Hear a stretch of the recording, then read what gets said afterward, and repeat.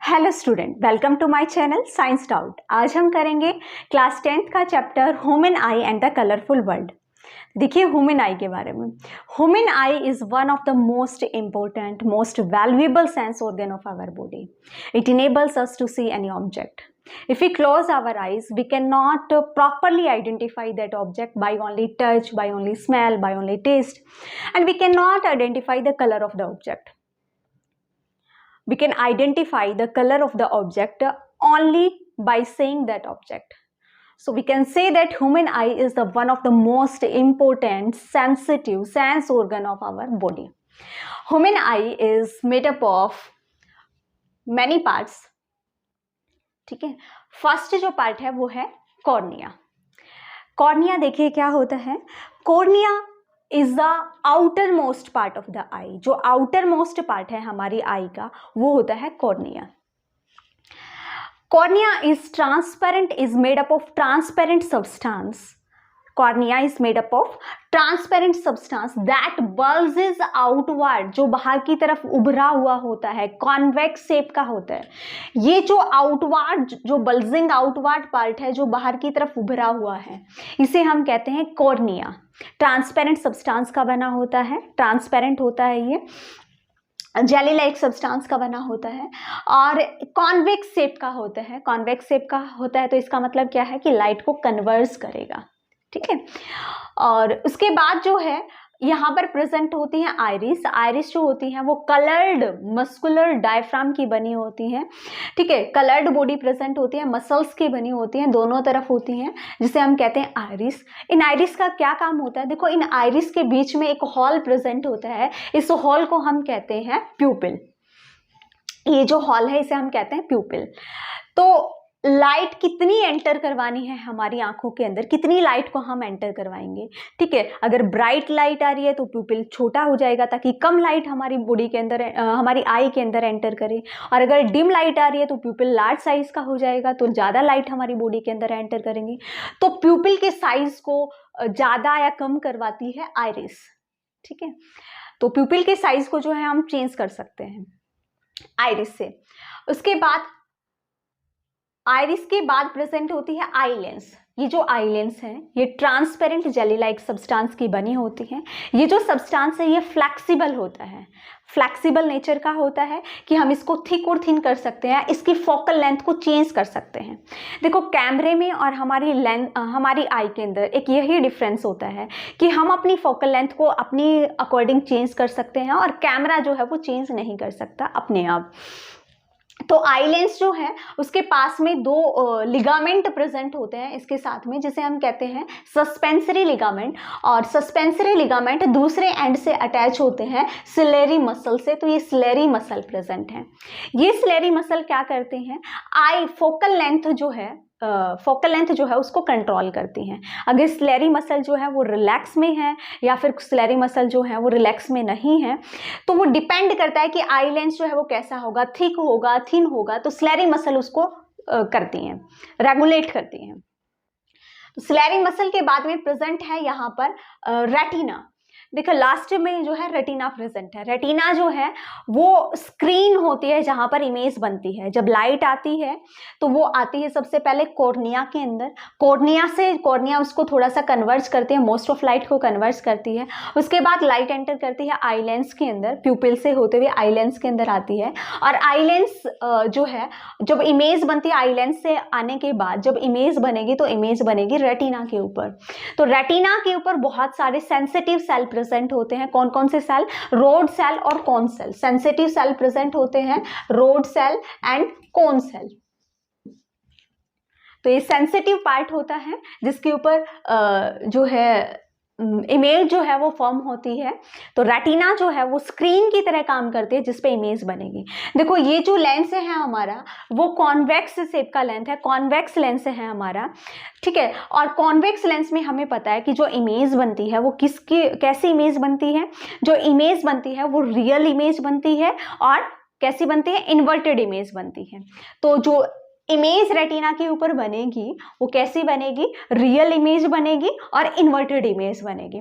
अब यहाँ पर प्रेजेंट है रोड सेल और कोन सेल, ये सेंसिटिव है लाइट को लेकर, ठीक है। अब ये जो लाइट सेंसिटिव सेल है ये क्या करेंगी, ये जो सेंसिटिव सेल है ये इलेक्ट्रिकल सिग्नल को भेजेंगी किसके पास, ऑप्टिक नर्व के पास, और ये ऑप्टिक नर्व जो है इस इलेक्ट्रिकल सिग्नल को भेजेगा हमारे ब्रेन के पास, ठीक है। और हमारा ब्रेन क्या करेगा, उस इमेज को इंटरप्रेट करेगा। देखो इन्वर्टेड इमेज यहाँ पर बनी है, लेकिन ब्रेन जब इंटरप्रेट करेगा तो वो हमें सीधी दिखाई देगी।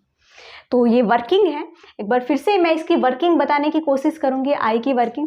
देखो बेटा यहाँ पर लेंस और कॉर्निया के बीच में जो स्पेस प्रेजेंट है इसमें क्या होता है, एक वाटरी सब्सटेंस फिल होता है जिसे हम कहते हैं एक्वस ह्यूमर, और यहाँ पर लेंस और रेटिना के बीच में एक और वाटरी सब्सटेंस जो है वो फिल होता है जिसे हम कहते हैं विट्रस ह्यूमर।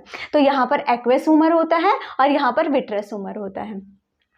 तो सबसे पहले जो लाइट एंटर करती है, लाइट एंटर करती है कॉर्निया के अंदर, कॉर्निया के अंदर लाइट एंटर की, लाइट जो है वो अब कन्वर्ज हो जाएगी और कहाँ पर गिरेगी, हमारे लेंस के ऊपर गिरेगी, लेंस के ऊपर गिरी। अब लेंस भी क्या कर देगा, इस लाइट को क्या कर देगा, कन्वर्ज कर देगा, इस लाइट को क्या कर देगा, कन्वर्ज, और जो इमेज बनेगी वो आपकी कहाँ पर बनेगी, रेटिना के ऊपर आपकी इमेज बनेगी, ठीक है। तो आई जो है हमारी वो बनी होती है कॉर्निया से, कॉर्निया जो है वो ट्रांसपेरेंट सब्सटेंस का बना होता है और बल्जिंग आउटवर्ड होता है। तो जो मोस्ट ऑफ लाइट जो कन्वर्स होनी है वो कॉर्निया के अंदर हो जाती है। उसके बाद लाइट एंटर होती है हमारे प्यूपिल के अंदर। प्यूपिल जो होता है होल होता है, दोनों आइरिस के बीच में होता है, और आइरिस जो है उसको कंट्रोल करती है, उसका साइज जो है वो बड़ा करना है छोटा करना है वो उसके ऊपर डिपेंड करता है। उसके बाद लाइट एंटर करती है आई लेंस के अंदर। आई लेंस जो होता है वो कॉन्वेक्स शेप का है, कॉन्वेक्स शेप का है तो क्या करेगा, लाइट को कन्वर्ज करेगा, और जो इमेज बनेगी वो बनेगी रेटिना के ऊपर, और रेटिना के ऊपर जो इमेज बनेगी वो भेजी जाती है ऑप्टिक नर्व के पास। रोड और कोन सेल जो है वो इलेक्ट्रिकल सिग्नल जो है वो स्टिमुलेट करेंगे, वहां पर इलेक्ट्रिकल सिग्नल बनेंगे, और जो इलेक्ट्रिकल सिग्नल है वो भेजा जाएगा ऑप्टिक नर्व के पास, और ऑप्टिक नर्व इसे भेजेगा हमारे ब्रेन के पास, और फिर ब्रेन क्या करेगा, ब्रेन इस सिग्नल को इंटरप्रेट करेगा और जो इमेज बनेगी उसको सीधा दिखाएगा, ठीक है। तो ये हमारी ह्यूमन आई का स्ट्रक्चर था। आप देखिए भाई फंक्शन क्या है, आइरिस और प्यूपिल का क्या फंक्शन है। देखो जब आइरिस और प्यूपिल का ये फंक्शन है कि मान लो कि हम जो हैं किसी बिल्कुल अंधेरे कमरे में हैं या फिर हम अंधेरे में जा रहे हैं, तो क्या होता है कि मान लो हम किसी पाथ से जा रहे हैं और वहाँ पर बिल्कुल अंधेरा है और सामने से एक गाड़ी आ रही है और वो गाड़ी बहुत ज़्यादा लाइट जो है, ब्राइट लाइट आपकी आईज में मारती है, तो क्या आप देख पाते हो? नहीं, हम नहीं देख पाते हैं। वैसे ही मान लो कि अगर आप किसी ब्राइटर प्लेस से किसी सिनेमा हॉल में जाते हो जहाँ पर बिल्कुल डार्क है, जहाँ पे बिल्कुल लाइट नहीं है, तो जैसे ही आप एंटर करते हो तो जो हमें थोड़ी देर के लिए कुछ भी दिखाई नहीं देता है, हमें थोड़ी देर के लिए कुछ भी दिखाई नहीं देता है, और उसके बाद थोड़ी ही देर में हमारी आई एडजस्ट हो जाती है और हमें आसपास की चीज़ें थोड़ी थोड़ी दिखाई देनी शुरू हो जाती है। तो देखो आइरिस और प्यूपिल का क्या फंक्शन होता है। ये आइरिस जो होती है, अगर हम ब्राइटर जगह पे हैं, अगर हमारे पास जो लाइट आ रही है वो बहुत ब्राइट लाइट आ रही है, तो वो क्या करेगी, इस आइरिस जो है वो अपने आप को जो है रिलैक्स कर देंगे और यहाँ से जो लाइट एंटर करेगी वो इस प्यूपिल का साइज को कम कर देंगे। प्यूपिल का साइज कम कर देंगे तो लाइट जो है वो हमारे आईज के अंदर कम एंटर करेगी, ठीक है। वैसे ही अगर हम किसी डार्क स्पेस के ऊपर, अगर हम रात में हैं, तो जो हमारी आई है, जो आइरिस है, वो प्यूपिल के साइज को बढ़ा देंगी, और अगर प्यूपिल के साइज को बढ़ा देंगी तो ज़्यादा से ज़्यादा लाइट हमारी आई के अंदर एंटर करेंगी और हमें अंधेरे में भी थोड़ा बहुत दिखेगा। तो ये आइरिस और प्यूपिल का फंक्शन है, ठीक है। तो लेकिन हमारी जो आई है उसको एडजस्ट होने में थोड़ा सा टाइम लगता है। जैसे हम बहुत ज़्यादा डार्क जगह से, जब हम अंधेरे वाली जगह से जब हम ब्राइट लाइट में जाते हैं तो हमारी आंखें थोड़ी कम खुलती हैं या फिर हमें ग्लेयर लगता है हमारी आंखों के ऊपर। वैसे ही अगर हम किसी बहुत ज़्यादा ब्राइटर प्लेस से अगर हम किसी डार्क प्लेस में जाते हैं तो वहाँ पर हमारी जो आंखें, हमें थोड़ी देर के लिए कुछ दिखाई नहीं देता और उसके बाद हमारी आंखें नॉर्मल हो जाते हैं, प्यूपिल का साइज जो है वो नॉर्मल हो जाता है। तो जब डार्क जो है डार्क, अगर कोई जगह है डार्क प्लेस में है, अगर लाइट जो है वो डिम है तो प्यूपिल का साइज लार्ज रहेगा। और अगर आपका जो स्पेस है वो आपका ब्राइटर है, अगर ब्राइटर लाइट हमारी आई के अंदर एंटर कर रही है तो आप प्यूपिल का साइज छोटा रहेगा, ताकि कम लाइट जो है वो हमारी आई के अंदर एंटर कर सके। ठीक है, तो लाइट जो है वो एंटर की हमारी आई लेंस के अंदर। अब देखिए फंक्शन देखिए रोड्स और कोन सेल का। जो रोड सेल और कोन सेल जो रेटिना के अंदर प्रेजेंट होती हैं, ये रोड सेल क्या होती हैं भाई, ये रोड सेल जो होती हैं ये रोड शेप की होती है, रोड शेप की सेल होती है, और ये सेंसिटिव होती हैं ब्राइट लाइट। ठीक है, सेंसिटिव होती हैं, सॉरी डिम लाइट में ये सेंसिटिव होती हैं, sensitive only in dim light. ठीक है, केवल डिम लाइट के अंदर ये क्या होती हैं, सेंसिटिव होती हैं। देखो क्या होता है, हम अंधेरे के अंदर भी, ठीक है, हम अंधेरे के अंदर भी चीज़ों को थोड़ा थोड़ा देख पाते हैं, अपनी सराउंडिंग में चीज़ों को थोड़ा थोड़ा देख पाते हैं।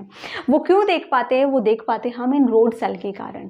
ठीक है, जो नॉक्टर्नल एनिमल होते हैं, ऐसे एनिमल जो रात को जगते हैं, रात को घूमते हैं, रात को देखते हैं, जैसे आउल है, आउल के अंदर बहुत ज़्यादा रोड सेल प्रेजेंट होती हैं, और इसी वजह से रोड सेल जो है वो ज़्यादा प्रेजेंट होने की वजह से वो रात को ज़्यादा देख पाते हैं हमारे से। और रात के टाइम पे प्यूपिल जो है उसका साइज बड़ा रहेगा, रोड सेल जो है वो फंक्शन करेंगे क्योंकि वो डिम लाइट के अंदर सेंसिटिव होते हैं। अब बात करेंगे अगर कॉन सेल की, जो कि रेटिना के अंदर ही पाई जाते हैं। ये कॉन सेल जो होते हैं ये कलर के लिए रिस्पॉन्सिबल होते हैं, जो हमें दिन में कलर दिखाई देते हैं, ठीक है, ब्राइट लाइट के अंदर जो हमें कलर दिखाई देते हैं वो दिखाई देते हैं हमें कॉन्स के कारण। देखो हमने देखा होगा कि रात को हमें कलर जो है वो बहुत कम दिखाई देते हैं, क्योंकि कॉन सेल जो होती हैं वो डिम लाइट के अंदर जो है वो सेंसिटिव नहीं होती हैं। अब ये जो कॉन सेल हैं ये ब्राइट लाइट के अंदर अपना काम करती हैं, ब्राइट लाइट को लेकर सेंसिटिव होती हैं। जो ब्राइट लाइट की वजह से जो हमें दिखाई देता है, जो कलर्स दिखाई देते हैं, वो कॉन सेल की मदद से हमें दिखाई देते हैं। ठीक है, तो जो कॉन सेल होते हैं वो कलर के लिए रिस्पॉन्सिबल होते हैं और ब्राइट लाइट के लिए सेंसिटिव होते हैं, और जो रोड सेल होते हैं वो डिम लाइट के लिए सेंसिटिव होते हैं। तो ये था हमारा आई का टॉपिक। आज हम करेंगे पावर ऑफ अकोमोडेशन। तो हमारी जो आई है वो डिस्टेंट ऑब्जेक्ट और नियर बाई ऑब्जेक्ट दोनों को देख सकती है। ठीक है, अगर डिस्टेंस में कोई ऑब्जेक्ट है तो उसको भी इजीली देख सकती है, और नियर बाई मेरे का आसपास कोई ऑब्जेक्ट है तो उसको भी आराम से देख सकती है। लेकिन उसके लिए हमारे आई लेंस को कुछ चेंजेस करने पड़ते हैं अपनी फोकल लेंथ के अंदर।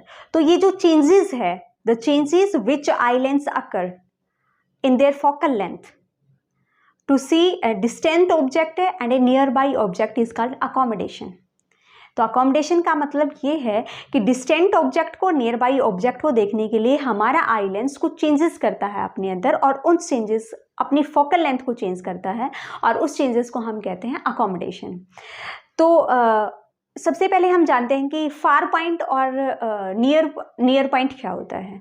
तो फार पॉइंट देखिए क्या होता है, फार पॉइंट वो लार्जेस्ट पॉइंट है, वो मैक्सिमम डिस्टेंस है जिसके ऊपर हमारी जो आई है वो इजीली देख सके, क्लियरली देख सके। और नियरेस्ट पॉइंट वो पॉइंट है, वो मिनिमम डिस्टेंस जिसके ऊपर हमारी आई बिना किसी स्ट्रेन के इजीली क्लियरली देख सके।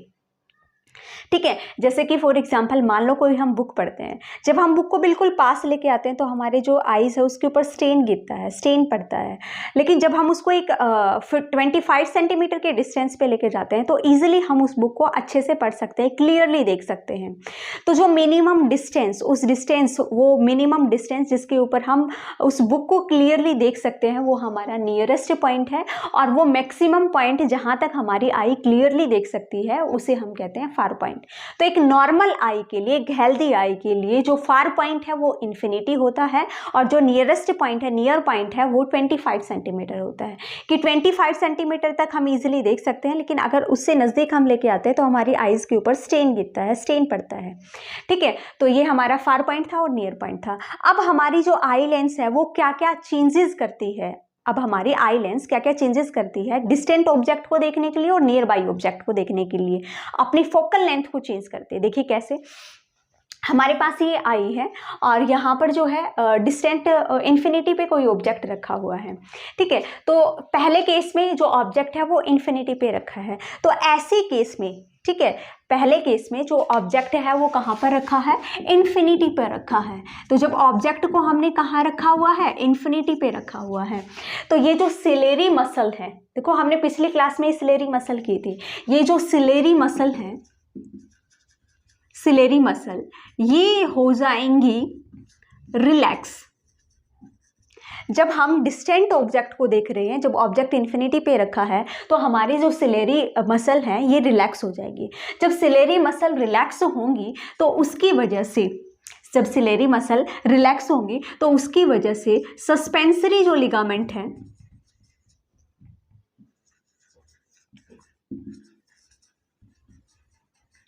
ये सिलेरी मसल इस सस्पेंसरी लिगामेंट को पुल करेगी, ये सिलेरी मसल इस सस्पेंसरी लिगामेंट को अपनी तरफ पुल करेगी। तो देखो जब कोई ऑब्जेक्ट, किसी ऑब्जेक्ट को हम पुल करते हैं तो उसकी लेंथ जो है वो बढ़ जाती है। तो जब सस्पेंसरी लिगामेंट को ये सिलेरी मसल पुल करेगी तो ये जो लेंस है, ये जो लेंस है इसकी लेंथ जो है वो बढ़ जाएगी, ये जो लेंस है इसकी लेंथ जो है वो इंक्रीज हो जाएगी। तो जो लेंस है उसकी लेंथ जो है, लेंस की जो लेंथ है वो क्या हो गई, अब इंक्रीज हो गई। तो फोकल लेंथ जो है, फोकल लेंथ वो इंक्रीज हो गई। फोकल लेंथ के इंक्रीज होने से कन्वर्जिंग पावर जो है, कन्वर्जिंग पावर वो डिक्रीज हो गई, कन्वर्जिंग पावर डिक्रीज हो गई। और कन्वर्जिंग पावर के डिक्रीज होने से क्या होगा, ये हमारा जो लेंस है इसकी लेंथ जो है, फोकल लेंथ जो है वो बढ़ गई। फोकल लेंथ के बढ़ने से क्या होगा, अब इसकी कन्वर्जिंग पावर कम होगी, लेकिन कन्वर्जिंग पावर इतनी सफिशिएंट है कि इमेज जो है वो रेटिना के ऊपर बन सके। तो जब डिस्टेंट से ऑब्जेक्ट आ रही है, जो डिस्टेंट ऑब्जेक्ट है, ऑब्जेक्ट जब इन्फिनिटी पे रखी है तो हमारी जो सिलेरी मसल है वो रिलैक्स होंगी। सिलेरी मसल के रिलैक्स होने से सस्पेंसरी लिगामेंट क्या होंगे, पुल करेगी सस्पेंसरी लिगामेंट को। जब सस्पेंसरी लिगामेंट को पुल करेगी तो हमारा आई लेंस जो है वो भी क्या होगा, पुल होगा, और फोकल लेंथ इसकी बढ़ जाएगी, इसकी लेंथ जो है वो बढ़ जाएगी, फोकल लेंथ बढ़ जाएगी इसकी, और फोकल लेंथ के बढ़ने से इसकी कन्वर्जिंग पावर जो है वो क्या हो जाएगी, डिक्रीज हो जाएगी। लेकिन कन्वर्जिंग पावर अभी इतनी सफिशिएंट है कि इमेज जो है वो रेटिना के ऊपर बन सके। ठीक है, तो हमारे जो सिलेरी मसल है उसकी वजह से हमारे आई लेंस के अंदर, उसकी फोकल लेंथ के अंदर कुछ चेंजेस आए। ठीक है, लेकिन अब जो सिलेरी मसल थी वो रिलैक्स पोजीशन पे है, तो हम उसे कहेंगे ये अनअकोमोडेटेड है, हमने इसके लिए कुछ नहीं किया, हमारी सिलेरी मसल रिलैक्स पोजीशन पे है। तो ये फर्स्ट जो जब ऑब्जेक्ट जो है इन्फिनिटी पे रखा है तो हमारी सिलेरी मसल रिलैक्स पोजीशन पे है और अनअकोमोडेटेड है, हमारे जो जो लेंस है उसके अंदर कोई चेंजेस नहीं हुए। ठीक है, वो रिलैक्स है, उसने कोई वर्क नहीं किया। सेकंड है कि जब ऑब्जेक्ट जो है वो किसी नियरेस्ट पॉइंट के ऊपर रखा है, फार पॉइंट पे ना रख के अब हमने ऑब्जेक्ट को नियरेस्ट पॉइंट पे रख दिया, तो नियरेस्ट पॉइंट पे रखने से क्या होगा, अब ऑब्जेक्ट जो है वो नियर पॉइंट के ऊपर है। अब क्या होगा, ये जो सिलेरी मसल है, जो सिलेरी मसल है, अब सिलेरी मसल होंगी कॉन्ट्रैक्ट।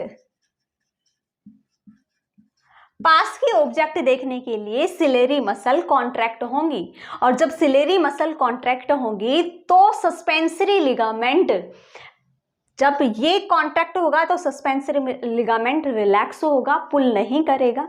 तो अब जो सस्पेंसरी लिगामेंट है, सिलेरी मसल कॉन्ट्रैक्ट करेगी तो सस्पेंसरी जो लिगामेंट है वो अब रिलैक्स मोड में है, और अगर ये रिलैक्स में है तो क्या होगा, जो हमारा आई लेंस है वो हो जाएगा अब थिक। जब आई लेंस हमारा थिक हो जाएगा, जब ये रेस्ट पोजीशन पे होगा, जब इसको पुल नहीं किया जाएगा तो वो क्या हो जाएगा, शॉर्ट एंड थिक हो जाएगा। अब ये थिक हो गया, अब थिक होने की वजह से क्या होगा, इसका जो फोकल लेंथ है, इसका जो फोकल लेंथ है वो क्या हो जाएगा, डिक्रीज हो जाएगा, और फोकल लेंथ के डिक्रीज होने से इसकी कन्वर्जिंग पावर जो है, जो कन्वर्जिंग पावर है वो इंक्रीज हो जाएगी। तो ये जो चेंज हो रहे हैं फोकल लेंथ के अंदर, कन्वर्जिंग पावर के अंदर, सिलेरी मसल की वजह से, इसे हम कहते हैं अकोमोडेशन। इसे हम क्या कहते हैं, अकोमोडेशन कहते हैं। तो अब जो ऑब्जेक्ट है वो रखी है नियरेस्ट पॉइंट के ऊपर, और जो लाइट इसके ऊपर गिर रही है, जो रेज इसके ऊपर आ रही हैं आई के ऊपर, वो अब उसको कॉन्टैक्ट करेंगी और कन्वर्जिंग पावर अब बढ़ गई है, तो इमेज जो है वो कहाँ बनेगी, रेटिना के ऊपर बनेगी। तो ये है पावर ऑफ अकोमोडेशन। तो जब ऑब्जेक्ट इन्फिनिटी पे थी तो सिलेरी मसल रिलैक्स पोजीशन पे रहेंगी। सिलेरी मसल रिलैक्स पोजीशन पे हैं तो क्या होगा, सस्पेंसरी लिगामेंट को पुल करेंगी। जब सस्पेंसरी लिगामेंट को पुल करेंगी तो हमारा लेंस भी पुल होगा। लेंस की जो लंबाई है, जो लेंथ है, वो इंक्रीज हो जाएगी और वो थिन हो जाएगा। अब इसकी फोकल लेंथ इंक्रीज हो गई। फोकल लेंथ के इंक्रीज होने से कन्वर्जिंग पावर डिक्रीज होगी, लेकिन कन्वर्जिंग पावर अभी इतनी सफिशिएंट है कि जो इमेज है वो रेटिना के ऊपर बन जाए। सेकंड जो है वो है, जब ऑब्जेक्ट को हमने नियर पॉइंट पे रखा है तब क्या होगा, जब ऑब्जेक्ट को हमने नियर पॉइंट पे रखा तो ये क्या करेगा, जो सिलेरी मसल है वो क्या करेंगी, कॉन्ट्रैक्ट करेंगी। जब सिलेरी मसल कॉन्ट्रैक्ट करेंगी तो सस्पेंसरी लिगामेंट रिलैक्स होगा। जब सस्पेंसरी लिगामेंट रिलैक्स होगा तो हमारा जो लेंस है वो कैसा हो जाएगा, थिक हो जाएगा। जब लेंस थिक हो जाएगा तो इसकी फोकल लेंथ डिक्रीज हो जाएगी। जब फोकल लेंथ डिक्रीज हो जाएगी तो कन्वर्जिंग पावर इंक्रीज हो जाएगी और इमेज कहाँ बनेगी, रेटिना के ऊपर बनेगी। ठीक है, तो ये होता है power of accommodation. Power of accommodation से मतलब है कि डिस्टेंट ऑब्जेक्ट को देखने के लिए और नियर ऑब्जेक्ट को देखने के लिए हमारा आई लेंस अपनी फोकल लेंथ के अंदर कुछ चेंजेस करता है। ये जो चेंजेस हैं फोकल लेंथ के, इसी को हम कहते हैं अकोमोडेशन।